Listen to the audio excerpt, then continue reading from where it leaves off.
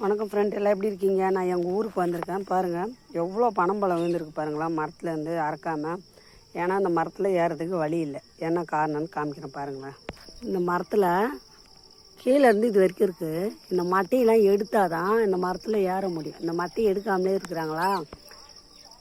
எவ்வளோ பனம்பழம் பாருங்க இந்த மரத்தில். அப்படியே அறக்க முடியாமல் அப்படியே அது பார்த்து நுங்கு கழிக்காமல் பனங்காயை அப்படியே நுங்கு கழிக்காமல் பனம்பழமாக பழுத்து எல்லாம் கீழே விழுந்துட்டுக்குது. இந்த மட்டையெல்லாம் எடுத்துகிட்டு இருந்தாங்கன்னா நுங்கு கழிச்சிருப்பாங்க பனங்காயா. இது கழிக்காதனால எல்லாமே அப்படியே பனம்பழமாக பழுத்து மரத்துலேருந்து கீழே விழுந்துட்டுக்குது எல்லாமே. இது இந்த மட்டைங்கெல்லாம் மறைச்சிட்டு இருக்குது, நிறைய இருக்குதுல்ல. இப்போ இதெல்லாம் என்ன பண்ணுவாங்க, சேர்த்து அப்படியே ஒரு இடத்துல மொத்தமாக போட்டு மண்ணை போட்டு பள்ளம் நோண்டி கொஞ்சம் மண்ணை போட்டு மூடிட்டாங்கன்னா பனங்கிழுங்க முளைச்சி வந்துடும். எப்படியும் ஒரு 200 பழத்துக்கு மேலே இருக்குங்க.